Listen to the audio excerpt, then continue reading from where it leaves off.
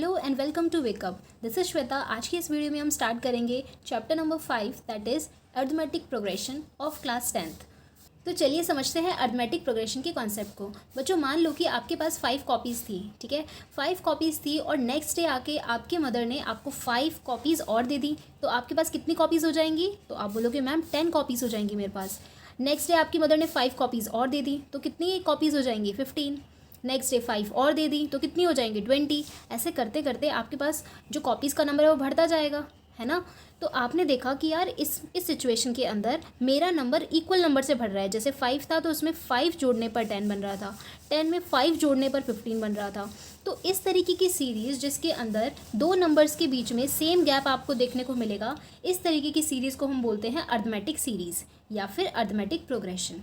Ma'am क्या हमेशा ये ऐसे इंक्रीज फॉर्म में ही होता है? नहीं बच्चों, आपकी जो अरिथमेटिक प्रोग्रेशन की सीरीज़ है वो नेगेटिव फॉर्म में भी हो सकती है, डिवाइड की फॉर्म में भी हो सकती है, ठीक है, या फिर फ्रैक्शन की फॉर्म में हो सकती है, किसी भी फॉर्म में हो सकती है, इंक्रीज़ हो सकती है, डिक्रीज़ हो सकती है। बट सिर्फ और सिर्फ एक चीज़ याद रखना, इनके बीच में गैप जो होना चाहिए वो सेम होना चाहिए।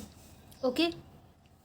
अब बच्चों जो आपकी अरिथमेटिक सीरीज़ होती है या फिर अरिथमेटिक सीरीज़ के अंदर जो पहला नंबर होता है that is called the first term. क्या बोलते हैं इसको? First term.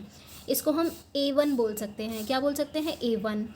सेकंड टर्म को बोलते हैं A2, थर्ड टर्म को A3, A4, A5, ऐसे कैसे के बढ़ता जाएगा। और लास्ट टर्म को हम बोलते हैं AN, ठीक है। वो कुछ भी हो सकता है, एन की वैल्यू आपकी कुछ भी हो सकती है, 10, 11, 12 कुछ भी हो सकती है, ठीक है।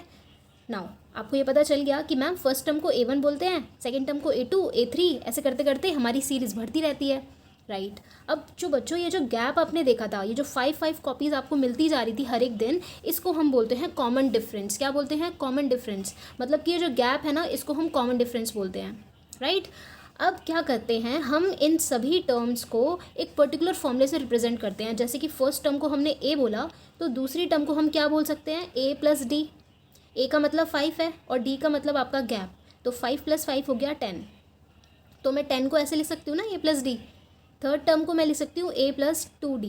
इसी तरीके से फोर्थ टर्म को मैं लिख सकती हूँ A+3D। आपको ये चीज़ समझ आ गई कि हाँ मैम फर्स्ट टर्म को A बोलेंगे, दूसरी टर्म को A+D बोल सकते हैं और थर्ड टर्म को A+2D बोलते हैं। इस तरीके से हमारी सीरीज़ आगे आगे बढ़ती जाएगी, है ना। अब मैं आपसे पूछूँ व्हाट इज़ दिस, तो आप बोलोगे ma'am this is the fourth term. अब बच्चों बताओ फोर्थ टर्म है कौन सी?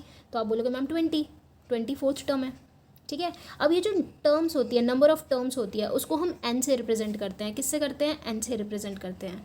अगर मुझे ये लास्ट टर्म की वैल्यू फाइंड करनी है, आपने मुझे फोर्थ टर्म तो बता दी देख के, पर मुझे मान लो लास्ट टर्म नहीं पता है, मान लो ये 40 जो मैंने लास्ट टर्म लिखा है ना, ये नहीं पता है और मुझे फाइंड करना होता, तो मैं कैसे करती?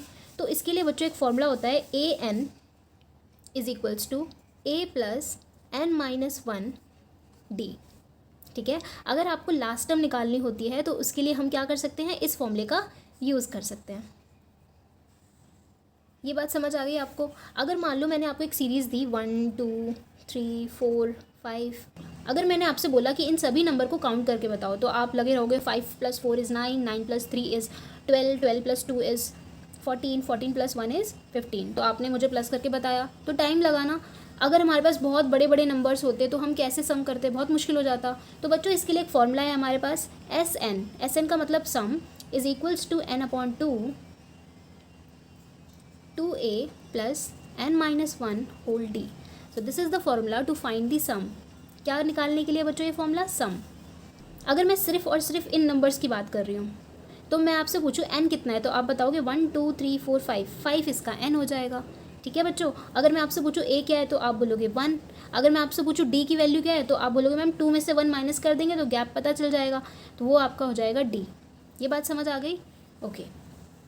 अब क्या होता है बच्चों, अगर इसी सीरीज़ के अंदर आपको एंड पॉइंट भी मिल जाता है, एंड पॉइंट सपोज करो 10 है, ठीक है, लास्ट पॉइंट भी आपको मिल जाता है, लास्ट टर्म भी आपको मिल जाती, तो इसके लिए एक और फॉर्मूला होता है, SN = n/2 A + L। बच्चों यहाँ पर जो L है ना, इसका मतलब होता है लास्ट